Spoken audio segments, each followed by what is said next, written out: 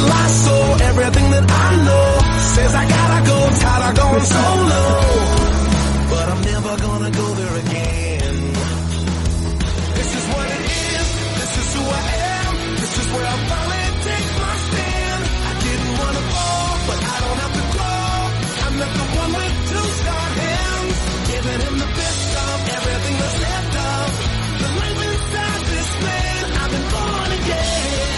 And a good Saturday morning to everyone. This is Eddie Huff along with my pal, Dave Van Risingham. I'm honored to hear you say that. Well, thank you. All my titles and accomplishments, being your pal is right up there. Yes, and I'm glad because you said that I turned your mic on. Hey,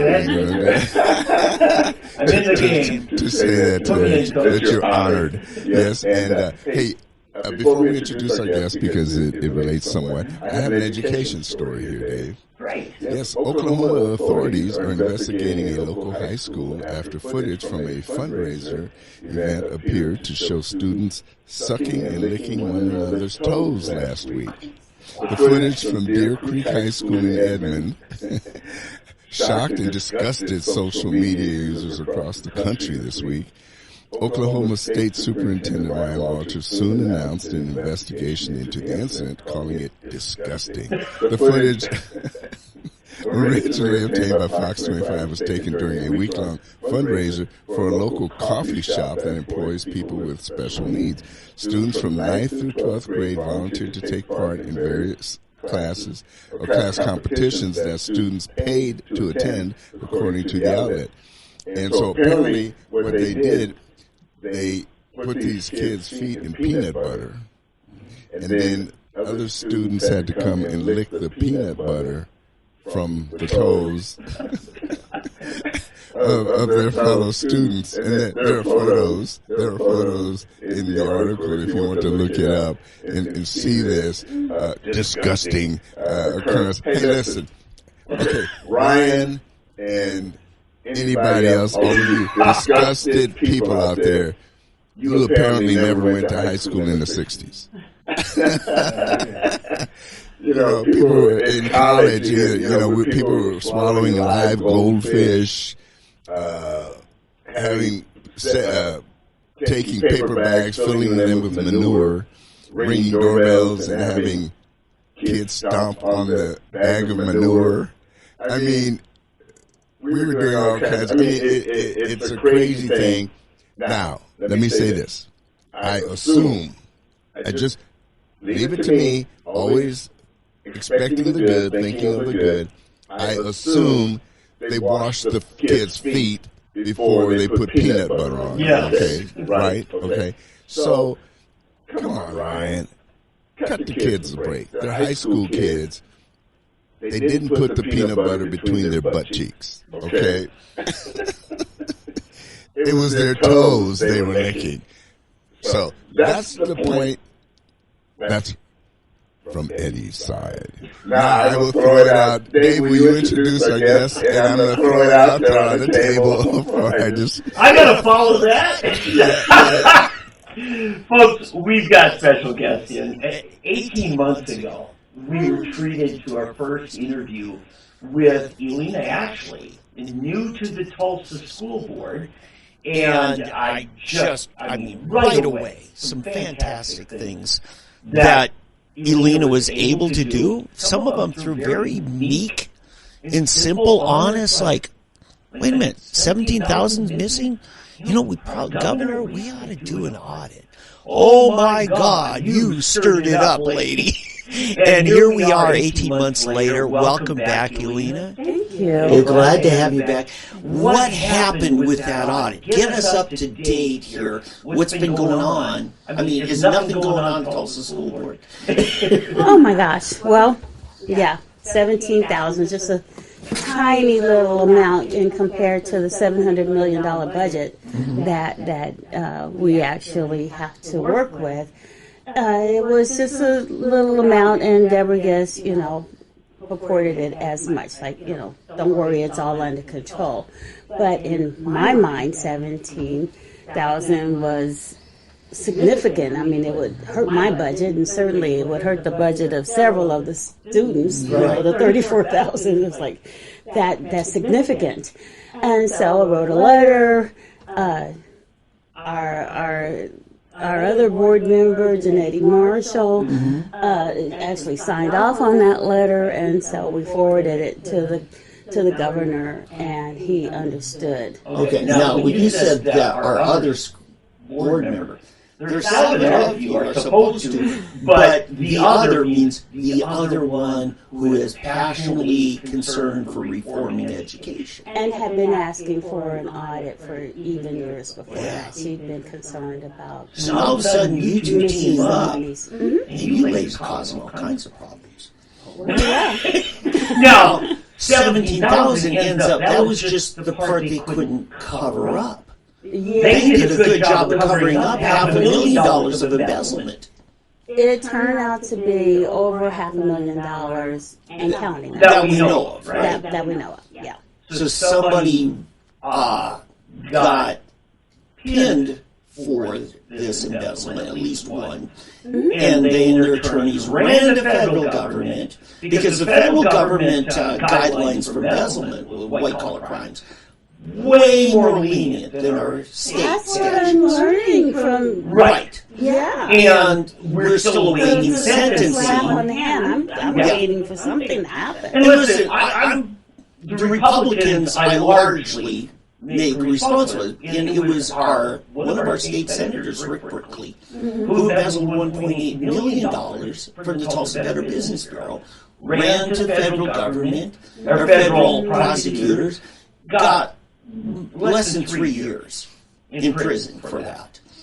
It's Whereas so hard for this money. 30 years ago, our election board secretary for Tulsa County, Harmon Moore, I think it was like 16 or 12,000 that he was caught embezzling, got 7 years for 17 or something like that. Just wait.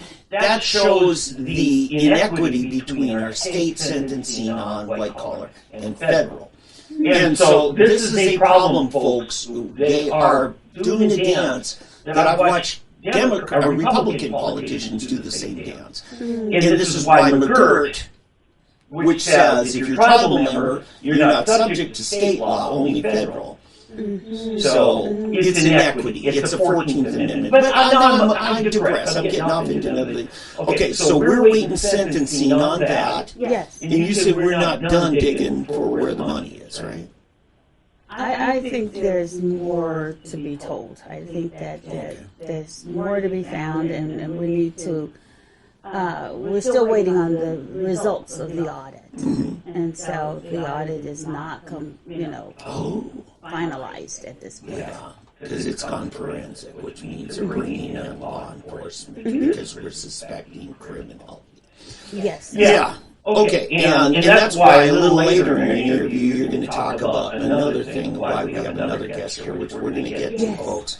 And the job of the people electing advocates to sit on that board, to ask the tough questions. So, what else has been going on in your last 16, 18 months since we sat down here? Well, so we're doing the audit. We're still doing that.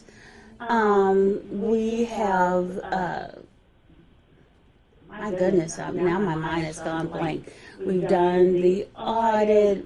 We've had the lawsuit. Is that what you're? Well, we have a lawsuit. We also have Deborah Gist, who is everybody on the left's darling of the future of education. She has been. And she's gone. Yeah.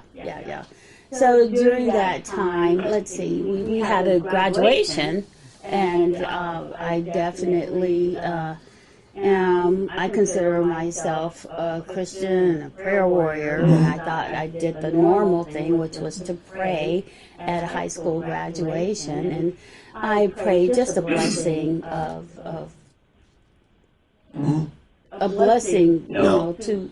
Right. Now, you were asked to come as an invited guest. Well, yes, it is a normal process as a school board member to pray a blessing, well, not to pray, but to escort the students to the next level, to say, Okay, so it's a tradition. it's a tradition. But you weren't there as the principal, as the headmaster. No, Yeah. right. So You were someone brought in. Yeah. And of course, and that's one of the latitudes we give at guests, people who are commencement so speakers. school board member will let the school board know that these people have completed their requirements to go on to the next level and be pronounced graduates. Okay. So I pronounce them graduates and bless them to go on to the next level Okay. of their lives. In your style. In my style. Other people did it in their style. They told jokes or whatever they did to do it their way. So I blessed them to move forward. It was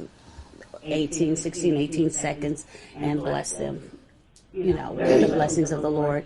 And You damaged them for likely. it caused such a stir. I was in shock at the That's it. stir. And it wasn't even Mother Earth you were calling upon. That's Right. So, there was, all of this pushback, a big organization, some foundation said they were going to sue me. It was just really, really terrible. Ryan Walters came to my defense, Senator. No, that's our superintendent of public education. Okay, he's the head in the state of education apparatus. Yes, Senator Dana Prieto called for a rally, to come to my defense. He had thousands, over 2,000 letters saying that, yes, we pray in Oklahoma, and, we appreciate the prayers. Yeah. Parents at the graduation thanked me, hugged me, students hugged me, shook my hand, thank you for praying. And, I thought it was a good thing to do, since there was no faith representation at the graduation. And so at this rally, Ryan Walters decided at that time to say, well, we got bigger problems than prayer. Yeah. We got money's missing, things going on. So he actually at the rally also mentioned that, that there will be coming up some repercussions about the monies that's missing at the school. Right. And I understand Deborah Guest asked you to be godmother to her children. Right?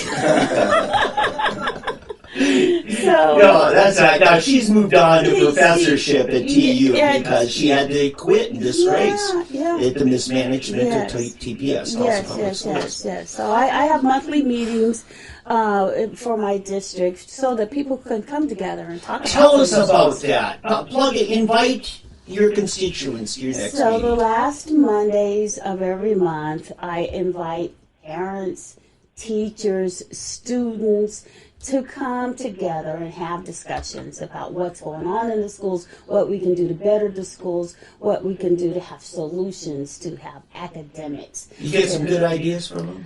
Actually, we do. What do you know? It has brought some unity, and it has brought some actual some heated conversations as well. But yes, heated. But it gives people hope that this institution can actually be a help to their family instead of an enemy of their family values. It's so important to communicate. It's so important that people's voices are heard. Sure. That the students can have a voice. That the parents can have a voice. And at our last meeting, there was a bit of heated discussion. We invited our candidate, Maria Seidler, to have a voice at the meeting. And we had the principal of East Central High School come and speak. And so now we have volunteers in the school that are coming from the community that are coming to read, to do whatever the principal needs. And so these are important things that are happening. Now, because of your prayer at a commencement, you were threatened with some lawsuits. But two can play that game, can't they? Yes. Has there been some lawsuits that have been initiated on your behalf? Well, I have. Counselor! Yes! Why don't you introduce us to Yes. So we have here today attorney and candidate Maria Seidler here, who has just been such an advocate for me personally, but also for many, many parents who works free of charge, advocating for parents and students. And I'm going to let her tell more. Well, let me say this before we kind of focus on that. Could you give us a landmark part of Tulsa that is kind of central to where your district, so people can picture, oh, this is the part of town that elected Elena? So I am East Tulsa. Okay. So if you kind of think of the 169. Mingo Valley Expressway. Yes, north of the 31st Street, all the way to the Catoosa border. Okay, so if your kid goes to East Central High School. then they're probably in your And the district. feeder schools for that. The feeder elementary and middle Right, schools for yeah. East Central. Hale no. Not Hale. I didn't say hell no. I said Not Hale no. Not Nathan Hale High Not School. Nathan Hale. Right, Okay. right. But East Central and East Central Middle School Gotcha. are my schools for my And district. you're up for re-election when? In 2026. Okay, so in 2 more years. Yes. We stagger these elections. Yes. One such board seat is what part of town that has attracted the attention of Maria? So Maria is District 6. And what is the high school? That was Dr. Griffin's. Okay, Dr. Yes, Griffin right. had been holding that seat. Right. We're sitting here really close in the studio this is Hale. to Memorial Cemetery, which I know that's on the other side in Union District. But if you imagine Fontana Center, the Farm Shopping Center, that's kind of your We're like 3 minutes away from your studio. I live 3 minutes away from your studio. Yeah. By the way, you're heading the polls. Eddie's predecessor at KFAQ, the founder, Michael Del Giorno, on Election Day, would always do his last-minute polling of who's going to win the race. He would count who had the most yard signs on the way to the studio. I drove down 57th Street from Sheridan, and it's Seidler country. So good job with. Now I got. And let's plug Dan Hicks. I was going to say, I hope you can plug him because Yeah, way to go, Dan. A thumbs up from us. All right, so let's talk first about your. You may want to introduce her. Yeah, Maria Seidler. Seidler. Gosh. Too much German. What is it? that's Danish. Come on, that's pretty close to you. So let's talk about the first hat you wore in this arena was as legal counsel for Elena, right? Well, Even before about that. 2 years ago. I mean, I was real interested in what was going on in education, and I actually picked up and started just reading the law, just down the way. You have no life, do you? I know, I read statutes too, and I tell you, it is boring. No, you're partly right. But I have grandchildren, and they have gone from public school to private school, back to public school, and now homeschool. Yes. Looking for that right form. Yes. And, of course, because I'm a lawyer, my daughter dumps a lot of this stuff on me. Let's back up. Historically, your career, you really come out of the oil industry regulatory framework, right? Yes, I do. And when I was in my early 50s, I actually went back to school to really focus on the environmental policy nexus with energy. And so I got a master's from Yale University. Okay. So my focus was this green policy, and one of the things I was really good at was evaluating the policy that I knew would hurt America. Yeah.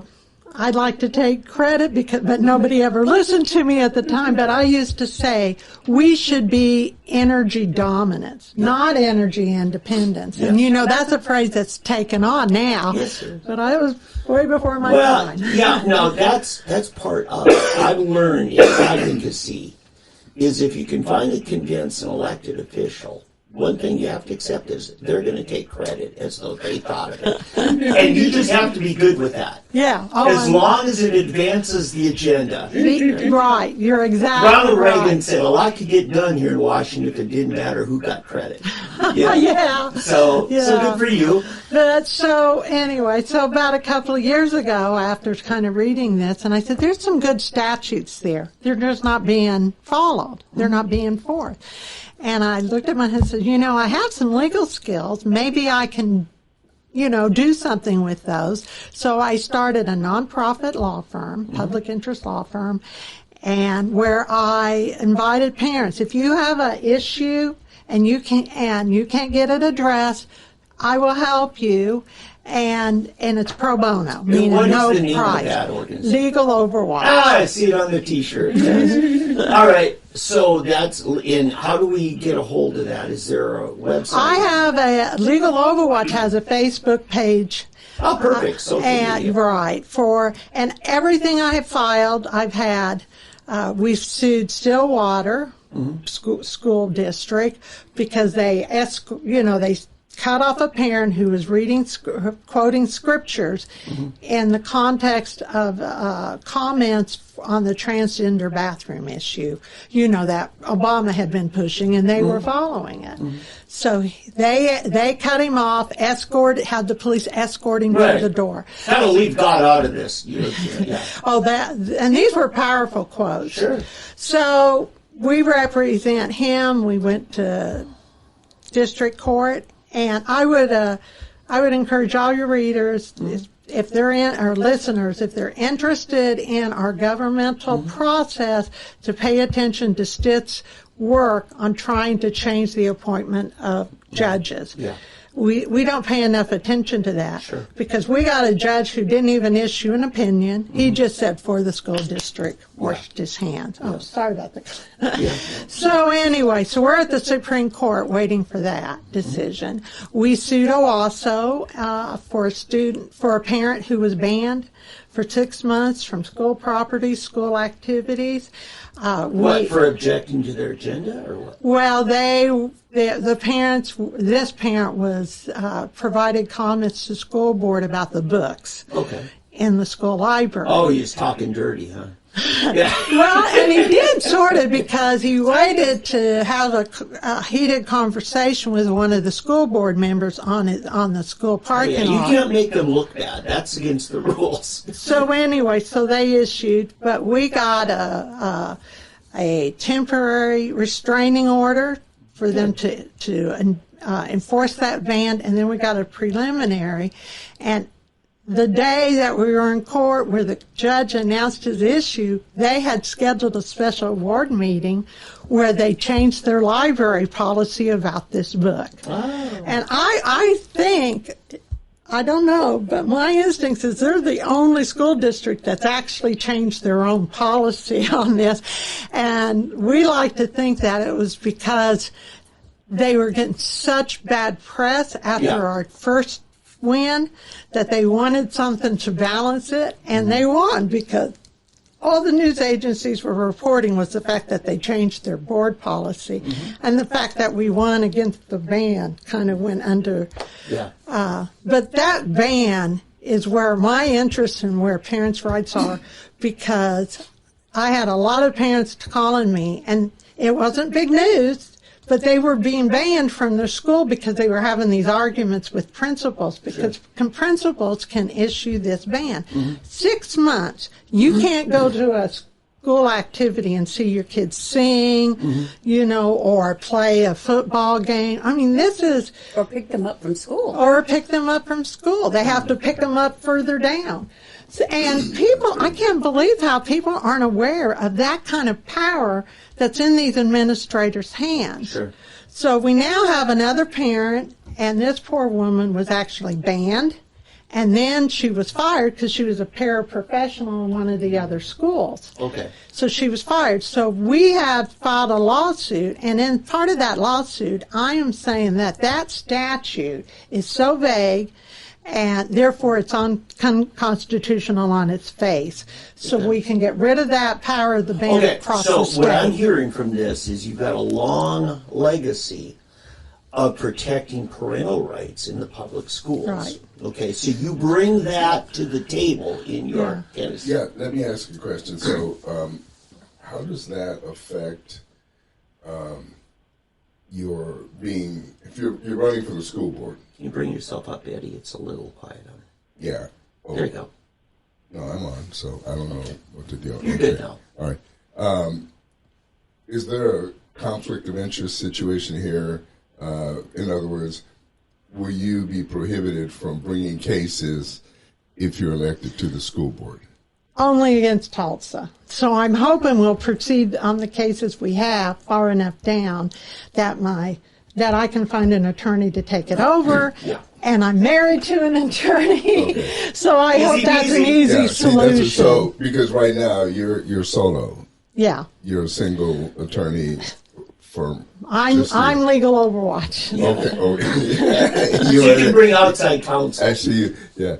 So, if there are any attorneys out there, or if you know anyone that would like to, would you be happy to have someone?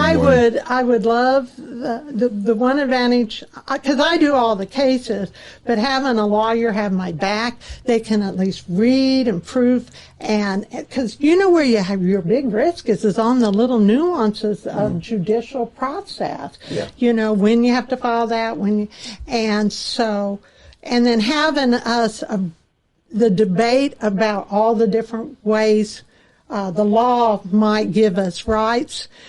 So I really appreciate my husband for that because he provides that sounding board. But we have so many, I can't tell you how many people I have to turn down, Sure. or I'll help them through the threshold issue, but I need somebody else to take it over. Well, having Maria as a school board member would have such a greater impact. No, I agree. I'm just saying, I just wanted to throw it out there because it would limit her, you know, on the one aspect. Right. See, I'm assuming that we prevail in the election day, and we want to keep legal Overwatch strong. And that's my heart. Legal Overwatch. And in fact, Elena will tell you when they asked me to run, I didn't volunteer.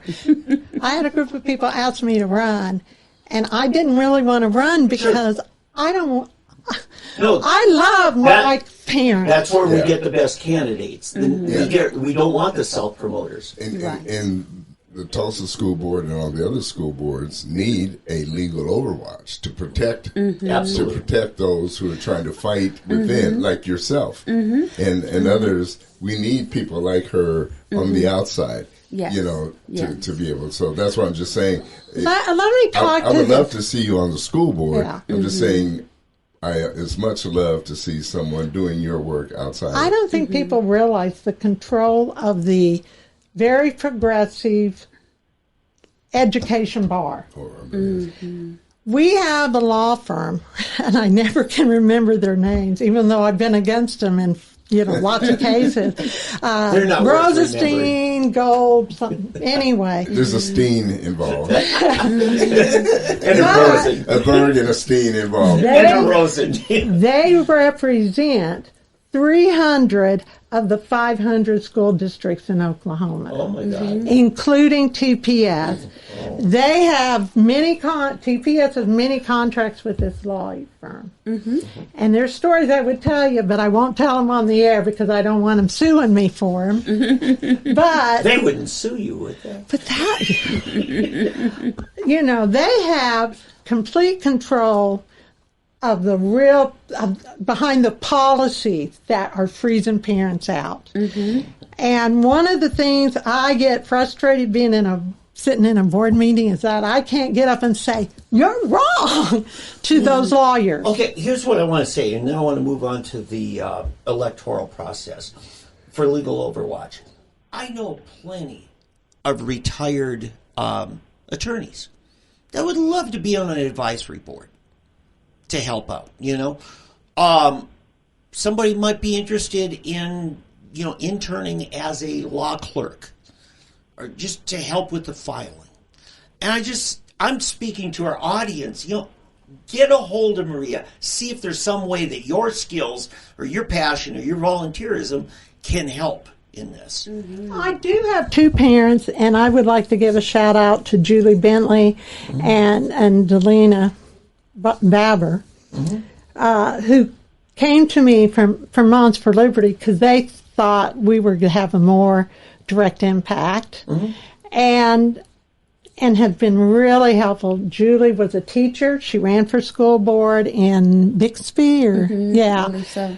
And she really has that inside view. So whenever one of the people who have come to me, I don't know if I'm able to be a real attorney for him, but I'm helping him with Threshold, is a teacher who recently was suspended because a student challenged that he inappropriately touched.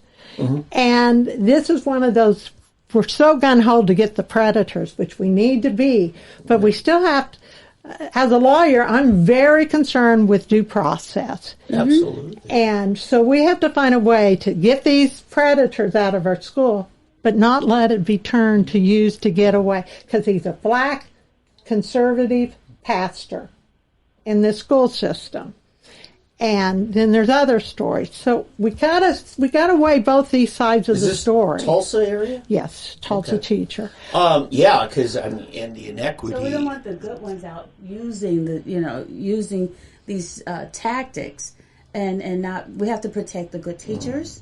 We have to protect the students, and we need to make sure the resources are there to protect all of them. I want a class action lawsuit about the inequity in how we sentence male teachers to female teachers for the same alleged or established abuse, because men get 10 times the sentence of women for the same infraction. But that's my soapbox issue. I'm sorry.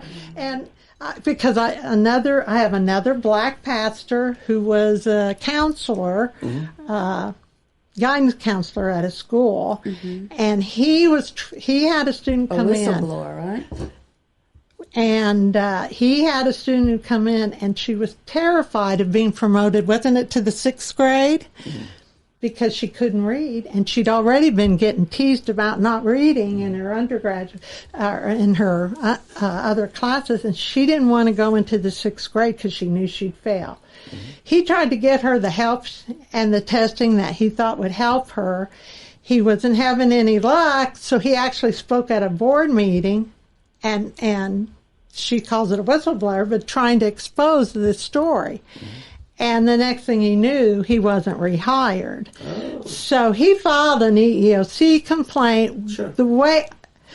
It's hard to say he was fired because he was black, but he was a black Christian speaking up for a black girl. Double whammy. I know. Well, and so we're the trying. trifecta. Being Christian while black, it's on the sketch. Let me ask you, was yeah. this at a predominantly black school? It is, isn't it? Yeah. Okay. Yeah, with a lot of problems. Yeah. So, we're looking, I'm looking at this. When parents or a teacher or somebody calls me, I don't ask if they're Democrat. I don't ask them if they're Republican. I don't ask them if they're Christian or a conservative. I say, what's your problem?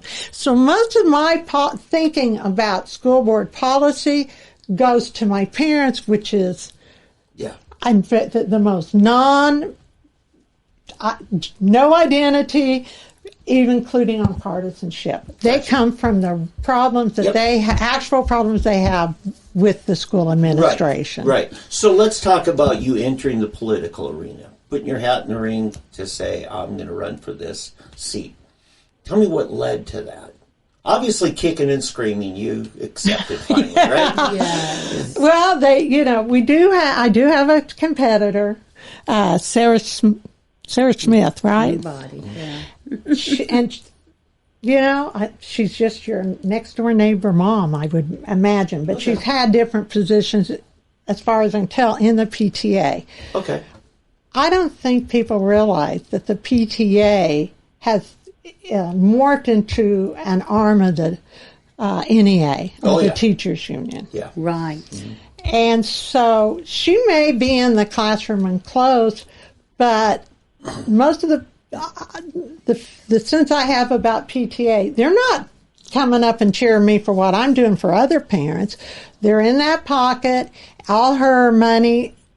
We actually had a discussion around this with some other people. If you look at all the other candidates running, they're all coming out of a TU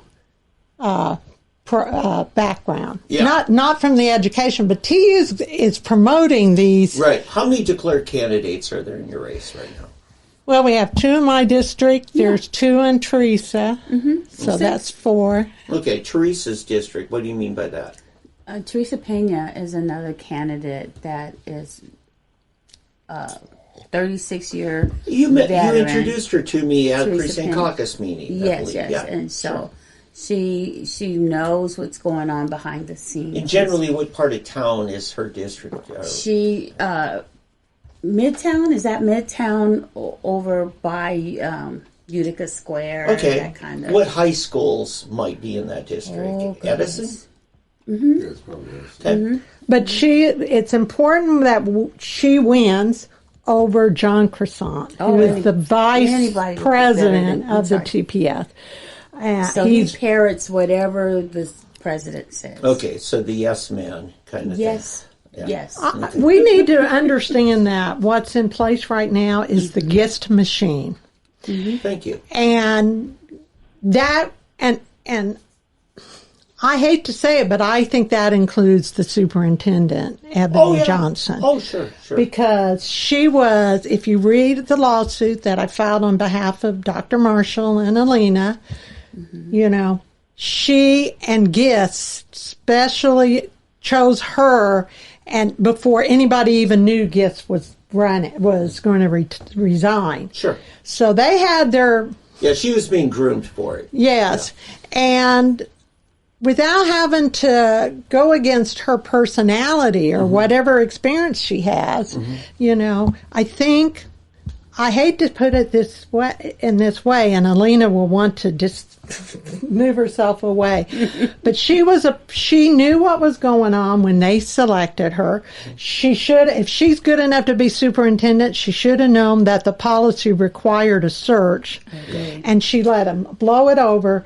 So I'm sorry, she's tainted with Gis and Wooley's sins against the public. Okay. Talk to the concerned Tulsans who want to see reform and are saying, I wonder if there's some way I could help these ladies secure a successful election.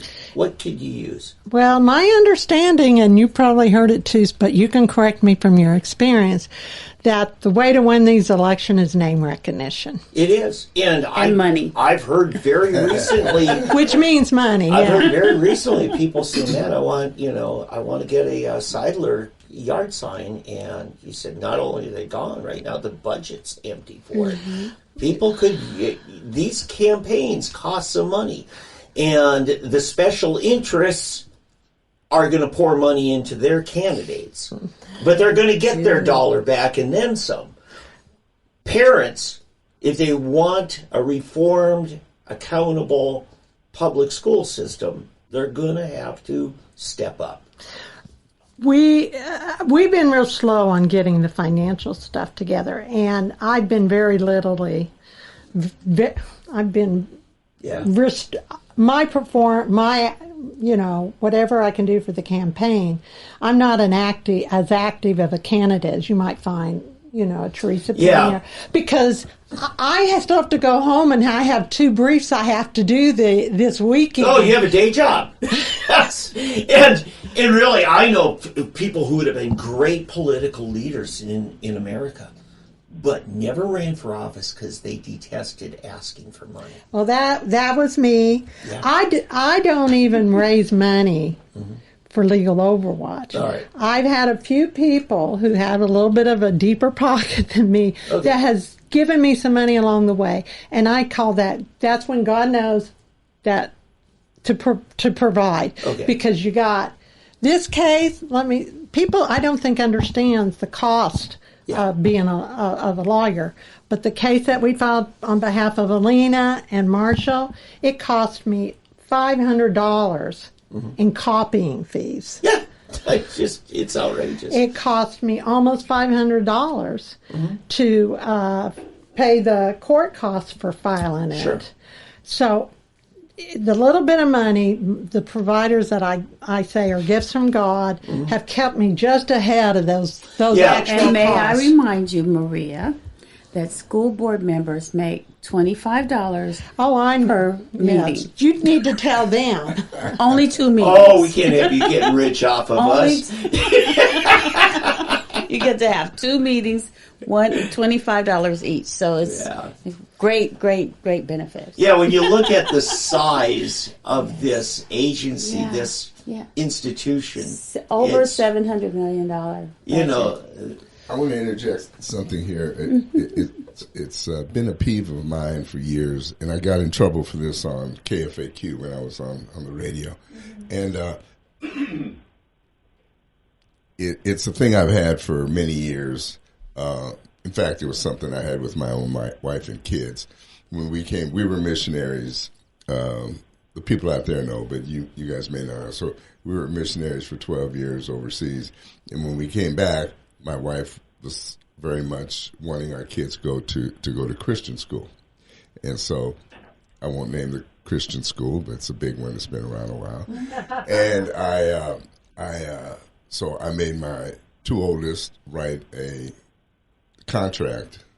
You know, Talitha and Eli of a sound mind and body, willfully choose to go to blank blank against our father's wishes, and we will never complain once about going the entire time we're there. And then I made them sign it. Did it work? Yeah, they never complained. they ended up back in public school. Yeah, but and my dad told me later, like when she was a junior or so, my daughter went there and she said, but don't tell my dad, but he was right. No, but here's my thinking on the whole Christian thing, and I used to get people angry at me about this, but John 17, Jesus said, Father, I pray that you would keep them in the world, but not of it. Mm-hmm. And something you alluded to earlier triggered it for me again, that the school board members, a lot of them come from the PTA. And people don't understand this. People think I'm taking my kids out of the public school. It's not the kids taking the kids out. You're taking the parents out of the public school, the parents who would form the PTA, who would form the support groups for keeping the schools on track. Mm-hmm. So every time it started in the 60s, it became Christian everything, Christian radio, Christian TV. Yeah, in Southern California, they had Maranatha was the big deal. You had Maranatha Butcher Shop, Maranatha Fish Store, Maranatha Jewelry Store. I mean, literally everything was Christian. And we became this closed community.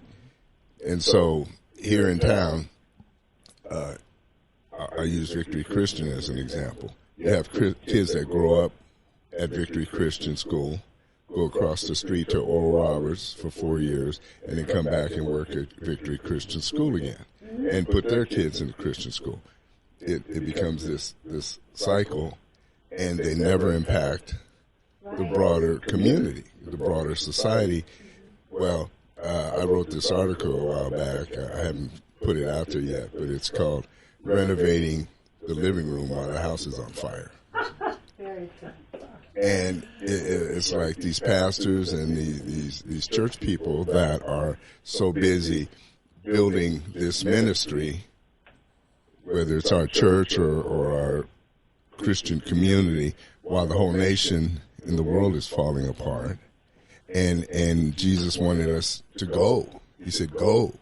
Why do you think they scattered everybody out of Jerusalem and Judea and Samaria and into the world? And we lost sight of that. And I have to confess, early on, I believed it. But I guess it took me going into the mission field and seeing the need everywhere. But it really hit when I came back here and saw it here. And you wonder why these children are so messed up. And we wonder, I can't believe it when somebody says, what is going on in our educational system? You are what's going on in the educational system. You basically abdicated any kind of input. You have no input, and you've got your small amount of Christian schools, but the majority is still, they're being indoctrinated.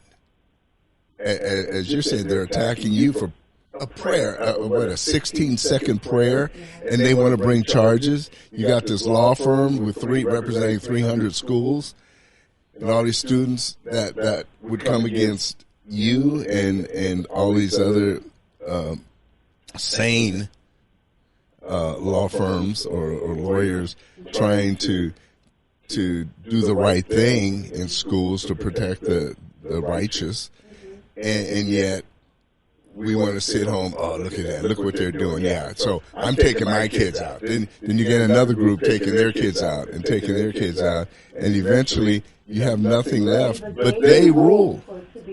Well, I'd like to comment Huh? Oh, I'm sorry. Yeah, I'm sorry. I love that you said you had this insight for a long time, but during the school choice debate, people may not want to vote for me on this one because they may not think I'm a conservative. But it bothered me that good Christian people who believe that God will take care of them, that God will provide, that if you live a righteous life, right, He will protect us. And yet, they're out of the Oklahoma Capitol with their hands open for what is it, $6,000, $7,000 to take their kids out of what they're saying is a hell, right? But they think they have to have the government pay for it instead of saying, well, you know, we can get by with one car, we can get by with one less vacation because the education of our children in a sanctified environment isn't more important. And so it sort of bothered me that we were looking for the government. Of course, my thought is, don't sponsor any school. Just give people their money and let them figure it out. But, which I think is the true conservative. But again, but on the religion, the other second thing I carry away, because I have so many parents say, well, they don't know what they want to do. Their kids don't really want them to make us stink because they're afraid that, you know, they're going to get highlighted at school. Yeah, but we are not training our young people to be the Josephs, to be the Daniels, who went into prison and then God brought them out by showing them what a follower of God can do. Or who's the three? I never can get the yeah. They were ready to walk into the fire trusting God. We have created in churches a safe space for Christian children. And we got to teach them to be the evangelicals that Christ wanted us to do. And so, and the last thing I'll say on that is, because we found this helping Elena on her prayer issue. Because of the last several Supreme Court cases, and one being particularly the coach who won, the Department of Education had to reissue their policy about prayer in school. They have a whole policy. And they had to reissue it in line with those Supreme Court cases. So I want people to know, I want teachers to know, students, you have every right to exercise your Christian faith inside that school. And if a teacher bothers you, if an administrator comes down on you and says you can't do it, they have to report that, just like they would bullying.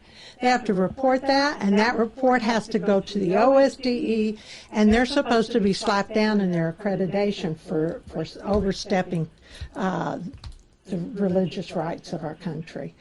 So, and they're supposed to be, and they are looking, the state OSD is now looking at accreditations at all these schools. They have till April to write up their report. And I don't know that parents know that accreditation review is going on. So parents need to step up and say, my kids have been hassled because they're praying in school, and see and make sure that that's in the accreditation report. Parents have to look and say they're not following the bullying statute to protect my kids. So you want those parents to make contact with the State Department of Education. Send it into the accreditation department and say, at the state, not at their local school district. At the accreditation department that's in the OSDE that makes the recommendation for accreditation. Okay, so if they contact their school district and the school district says, "Oh, don't worry, we'll file that for you." Yeah, right. No evil, see no evil. That's the problem, because they're supposed to be. I've been really worried about all this bullying. The young woman died in Owasso. We don't really know the facts, but I do think it tracks back to her being bullying generally for being a transgender. Now, we want to have that debate. We should have that debate, but it shouldn't be allowed to translate into the kind of bullying that goes on at the school. And the school should be able to shut that down. But I'm finding there's a lot of bullying that's going on that the school is kind of playing. One of the things feeding their heads in, not the boys, but the administrators. Yes, you're right. One of the things that we're calling bullying at our last meeting, and I made a decision to show a video at the meeting. What we're calling bullying is actually assault and battery. It's really detrimental and harmful. So when somebody makes an actual threat of harm, that is statutory. That's a felony, right? That is, assault is a threat to harm. Battery is actually carrying it out. The minute you have a physical touch. See, bullying actually, in its accurate application, means you having a perceived advantage, an overwhelming, like a dozen people coming after one, or a teacher using their leadership position to suppress a child's free speech. That's where an advantage is involved. That's what makes it. And let me just affirm that the way you described it is in line with the definition of bullying in our anti-bullying statute here in Oklahoma. Right. But just having a different opinion, peer-to-peer, is not bullying. It is free speech. Correct. Yeah. Okay. So, anyway. But we have bullying, and we have assault and battery actually happening with teachers and students. Yeah. And so I've been asking since getting on the board, how do we protect our students and our teachers? How are we going to protect them? And this is a conversation that I have weekly with parents, and several parents have written to me and emailed me and said, I want people to know what's going on. Yeah. And so at our last District 4 meeting, some parents says, I want people to see what's actually happening in our schools. And so there was some conflict about having shown this in our school. And recently I heard a comment that why are we showing this, because we want to we don't want to show people the negative of what's going on in our schools, because it's not happening every day. It's not happening in all the schools. And we don't want to show the negative. And I understand that, because we have a lot of great things happening in our schools as well that I definitely make a point to share and show on Facebook and, in the public. But in our private meetings, I want parents to get an understanding of what is happening and what we need to work on.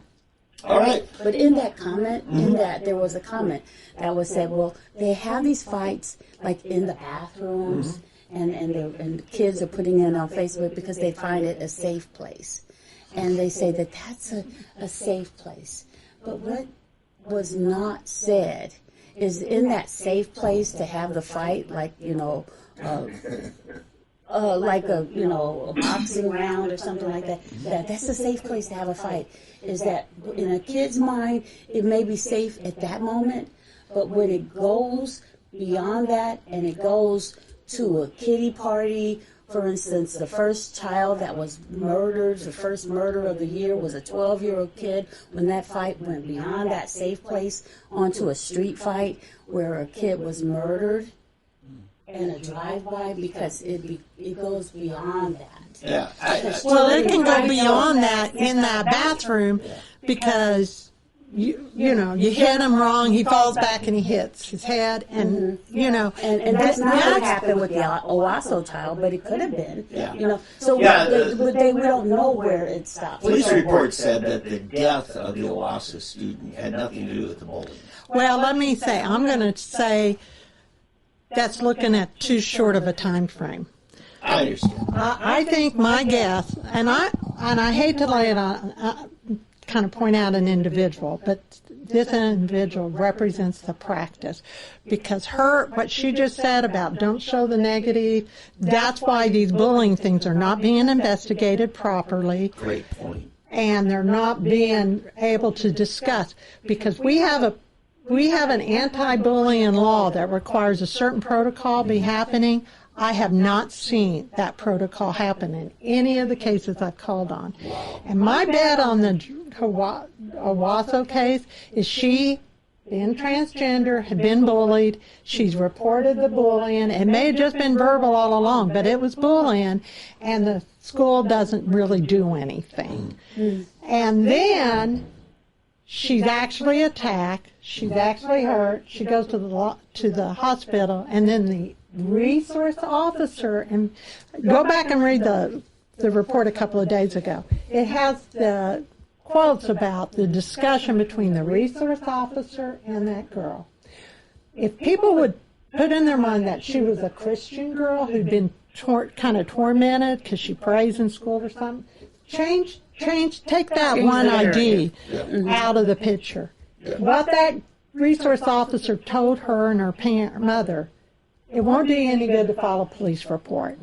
Now, why is he saying don't file a police report? And I don't know whether he's covering. Who is this that's saying that? The Owasso School Resource Officer. Okay, that is campus police. That's not the municipal police. Right. It's To important you report. understand that. Right, thank you. But it was the Owasso municipal police that eventually investigated, right? Yeah, but this was after all the bad stuff happened.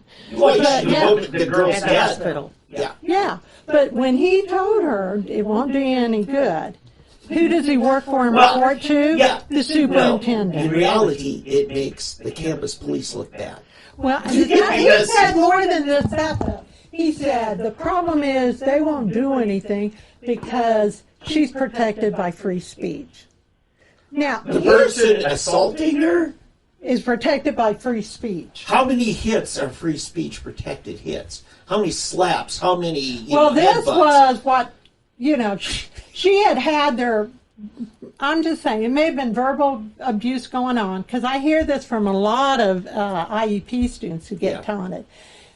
And then the parent calls in because they get so tired of it, they snap, and I'll bet you this why she throws water at him. And then all the Facebook comments is, well, she started it. I want to go back further and understand how she was treated before, what wasn't done, and then him saying it's free speech because know that fighting words are not protected by the First Amendment. Threats are not protected. And we really don't know what was being said, but in my mind, if that was a Christian girl, he said, well, that's life, we're just going to have to learn to live with it. And maybe this girl had enough of living with it and then being told, we don't care. Yeah. That she made certain decisions she shouldn't have made. I don't know what those facts were, but that's how I am looking at it from a lawyer. Eddie was a college football player. Tech, Red Raiders, go. What was that deal? Oh, guns up. Guns up, yeah. And he'll tell you, usually the person get called for the personal foul for smacking some other team was probably hitting back. Didn't throw, it's the second punch that gets the flag, you know? And so, yeah, that's to your point. You know, what actually started this whole thing? What led up to Going that? way back. Yeah. And then what could they have done, good policy have done, which I think we have some in the Bullying Act that's not being fooled. Right. Because that has a whole reporting protocol all the way up to OSDE, and they don't want that report. Well, and here's what leads to violence, too, is when the resource officer, the campus police, say, oh, don't bother filling out a form. Well, that's just telling, take it into your own hands.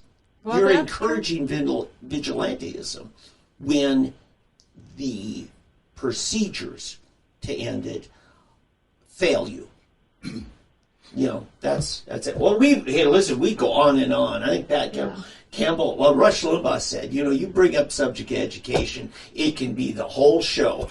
Well, I want to thank Addie because, in your position on the story you opened, of all the stories I've heard in my life, why are we paying attention to this one? You know, the coach just got 5 years for the abuse he carried on in Shawnee for over 10 years. There's another story breaking I will share with you, so if you want to follow up on that. A supposedly kind of right-wing of teachers that occurred 10, 15 years ago, and those people are still in education. I mean, we have real issues of crime in our schools and hurt students. So why are we worried about the fact that they volunteered to like peanut butter off toast? Yeah. To me, it's silly, you know, and even for Ryan to get involved, you know, it's swallowing camels and gagging at gnats, you know. Maybe he's just trying to make good.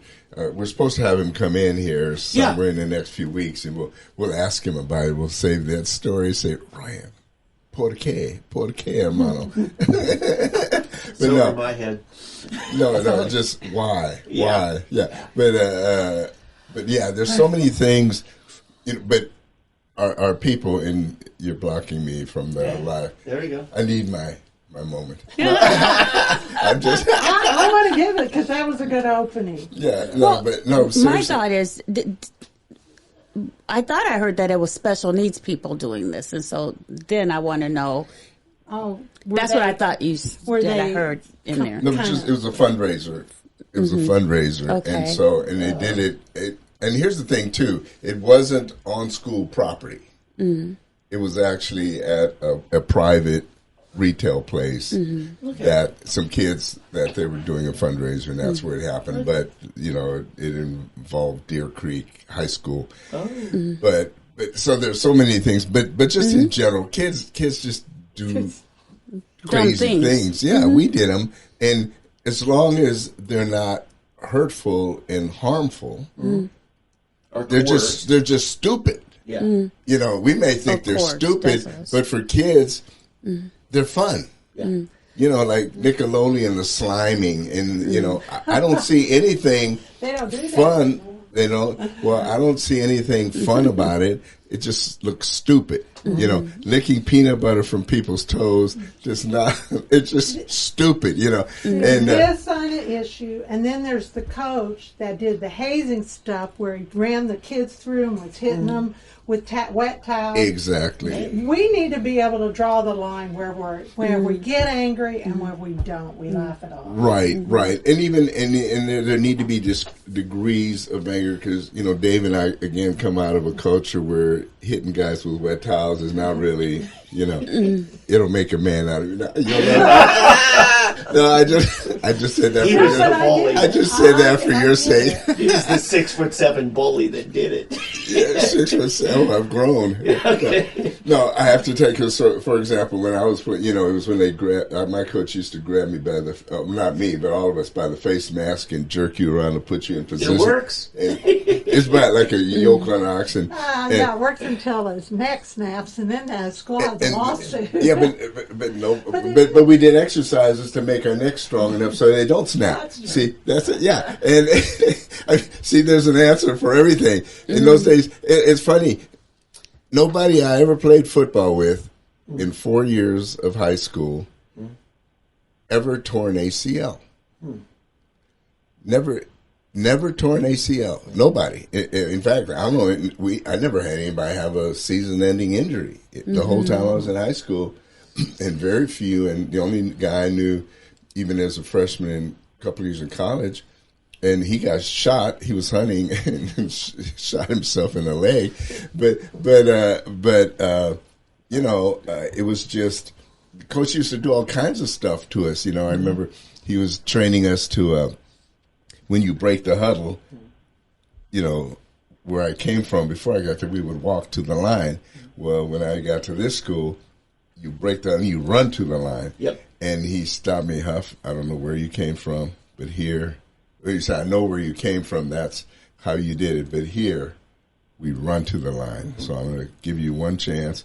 But from now on, if you do it again, I'm going to kick you in the rear. His coach was Woody Hayes. No, yeah. So. But you know what? This is the training. Well, no, let me finish this stuff. Okay. So we break the huddle, and I forget, and I'm walking, and I'm looking ahead at all the defensive guys looking, and they're going, and then I remember, and so I speed up. So I decide to run, and all of a sudden I feel this wind, and all of a sudden I look back, and he's laying flat on his back because he really did try to. Oh, he did the wind but up. he missed. He missed, and he's laying on his back. And all the kids are just sitting there trying to suppress laughter, and even he ended up laughing, because I don't think he did that again after that. But here's the deal, he was tough as nails, but when the last game. He was in tears saying goodbye to the seniors, and you know what? Every guy on that team would have run through a wall for him. Yeah. And we would play teams much bigger and better, stronger. Trust. But because of trust and what he put into us, we just believed we could win. It was like, faith. We just had that faith. He instilled in us something. So anyway. But and I want to say that generation and that training are the people and our first responders that run to harm. Right. They don't run away from the gunshots. They run to it. Right. Because you were taught to have that level of faith or trust in something. Exactly. So I thank your coach, and I thank those people that understand. We got to have some toughness in it. Right. And now there is abuse, there is bullying, there is crap that people do that they shouldn't, and that needs to be. But somehow we've got to come to a place and see what makes it bad. What makes it bad is when we start penalizing things we shouldn't. Yeah. And we let go of things we should. Right. Which is somewhat that's what you're exactly what's going on in the disciplinary system. Exactly. Not just Tulsa. It's our whole nation, even the world. They keep saying in this last forum, every other candidate. Now I didn't go, principal there, but every one of our people are saying we just need more resource officers, and we don't need more bodies. We need the right bodies. We need the right training, and when we need the right discipline system that deters this problem. Mm-hmm. You're exactly right. Yep. Amen. Exactly right. Good. I wanted to ask your next meeting for your constituents. Do you have a date on that? So whatever the last Monday is. You got to tell them they can't have school board meetings when your district meeting's being held. Yeah. No more of that. That's already Okay, so you got that. I should almost have Dan Hicks here because you're not a self-promoter. You need a campaign manager. Is there any kind of a campaign, organizational meeting, or volunteer meeting? I would like, Dan signs and push cards, and he knows that game. Let me put it this way. Does your campaign have a Facebook page? Yes. Tell us that. Maria for TPS. All right. Well, that's nice and easy. Yeah, Maria for TPS. Yes. And how about you? Have you got a social media presence? Or? Oh, she's all over. Yes. She's my mom, you know. Yeah, but some of it I don't want to send people to. It's from her detractors.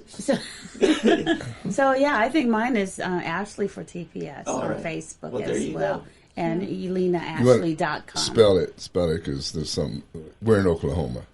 ASHLEY, the number 4, TPS. Okay, and yours is Maria. Number 4. So TPS. Ashley for TPS. TPS. But I would Facebook. encourage people to go to my Facebook page for Legal Overwatch, because everything I have filed in court, a lot of these, at least Good. the first petition, I've written some cease and desist letters for parents who are Right. they're getting told no on things.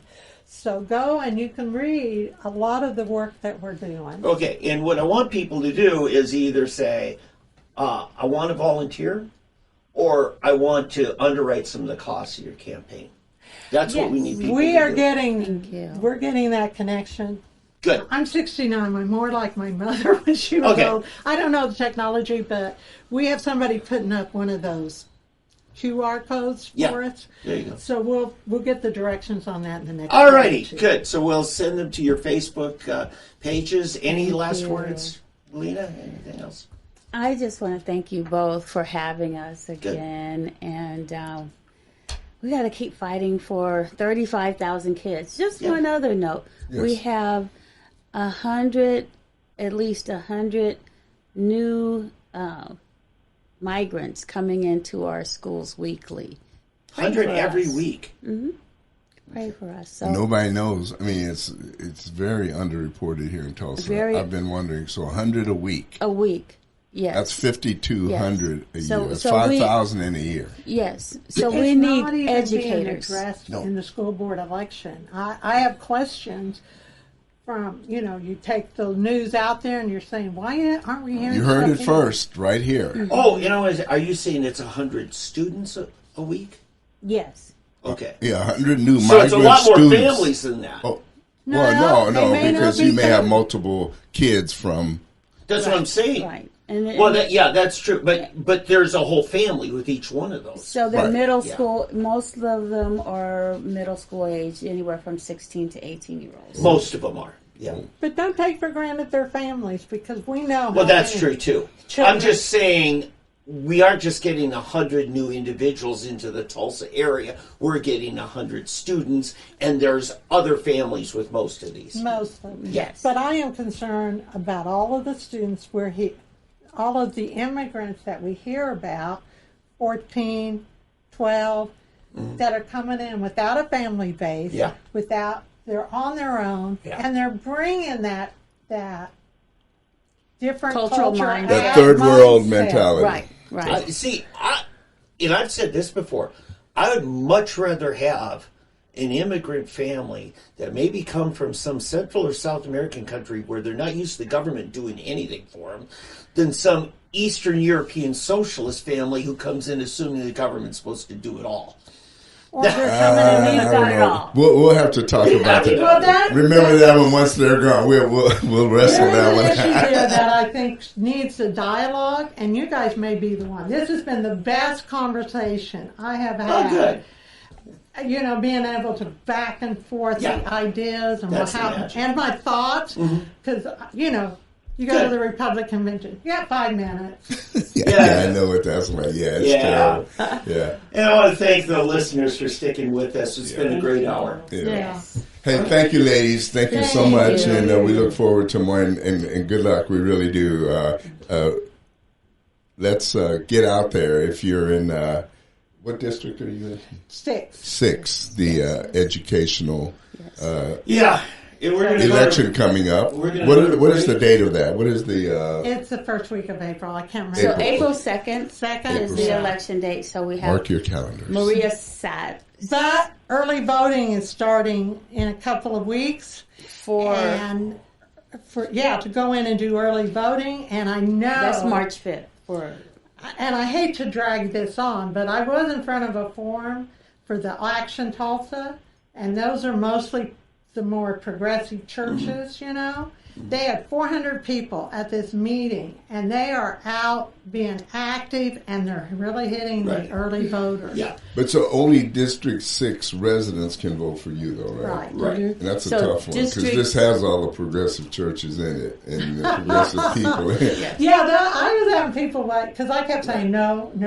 I was the only one that said no. And I was going to have our other candidate, Pete. Teresa Pena and Candy Washington. Yeah. So those are the other Yeah, candidates. Teresa, I tried to get her. She says, man, that's a Saturday morning. That's door knocking time. So she's out there. Salute to Teresa. Yes. Yeah.